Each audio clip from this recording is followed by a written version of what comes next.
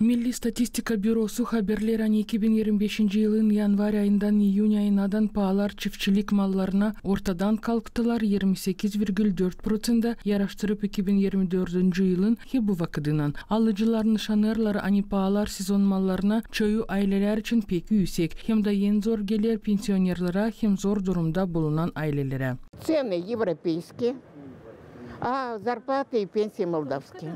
Pahalarınca Avrupa'da ama ödekiler nice Moldova'da. Pahalar inmeyecekler. Onlar Ağustos hem Sentyabr ayında daha çok büyümeye çekecekler. Bu bir kere taçan istediğim Povid'la yapmak kış için. Başka bir şey. Pahalar bana dini dile yakışıklı.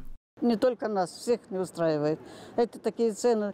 Раньше хоть закатки ставили на зиму, что-то запасались, а сейчас никакой закатки, такая дороговизна.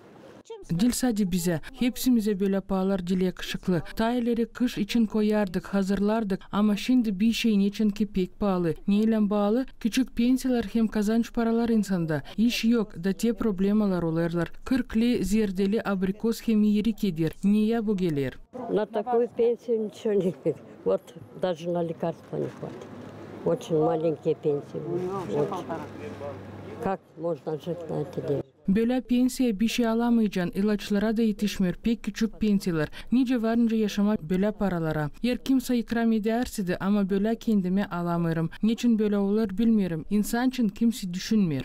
Почему так происходит, я не знаю. Вообще за людей никто не думает. Связано, наверное, с засухой. Люди слишком много затрат.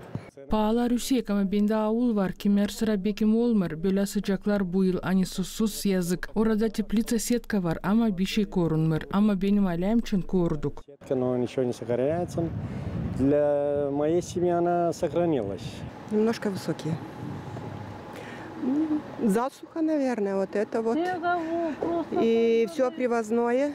Biraz yüksek, kuraklık hem hepsini başka yerden getirirler. Kış için biraz hazırlanırım. Dilince başka yerler. Pensionerler hem işsiz insanlar için pek pahalı. Много, не знаю, но дороговато. Дороговато для пенсионеров, не работающих, это дорого. Дорогие очень. В чем проблема? Что 3000 получаем, это что, пенсия? Pek pahalı, 3000 kabul ederim. Bu ne pensiya mı? Kış için bir şey koyamadım. Yer alarsaydım o zaman bütün aynıyla yaşama. 2 kere şeftali aldım. Hıyar da koyamadım kış için. 40 lei hıyar. Sansın yağını alırım. Bu ne soy pahalar? Больше ничего даже не купил. Вот даже огурцы не захотала ничего. Потому что нету. Дорогие, 40 рублей огурцы. Дорогие, как мясо как будто покупают. Ekspertler hem agrariyalar pahalanmakları birkaç faktörlere bağlarlar. Onların arasında hava koşulları nişanladı Гагаузия Çiftçilik Bakanı'nın başı Sergey Brishim. Это связано в первую очередь тем, что весной были длительные заморозки. Таких заморозков не было на протяжении, наверное, 50-60 лет. Bu bağlı onunla yılki yazın ayazlar vardılar. Böyle ayazlar 50-60 yıl yoktu. Baktık hepsi köyleri hem meyve bahçelerine. Bu yıl onların 70-80% zararlandı. Üzüm 30%. Bundan kara zararlandı güz buğdayı hem raps. Ayazlar bir hafta sürttüler. Toprağın yüzünde yetişerler 3 gradustan 5 gradus ayazadan. Bunun için öyle oldu. Hani 100% mallardan fidanlarda kaldı 20-30%. В связи с этим это получилось так, что из 100% продукции осталось только процентов 20-30 на деревьях.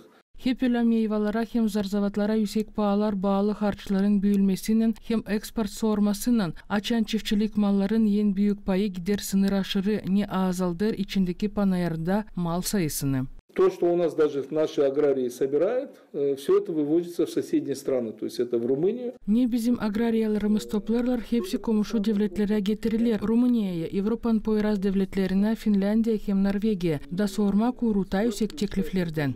İstemekler çok, mal az, bunun için paha politikası değişir, yükselmek tarafına nişanladı Sergey Brishim.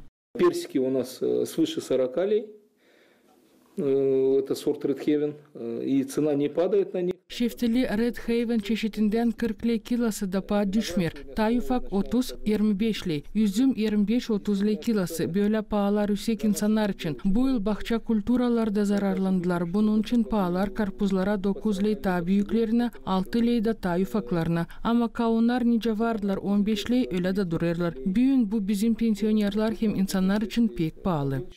Дыни как были по 15, так они стоят. Это сегодня для наших пенсионеров и вообще для рядовых граждан цены очень высокие.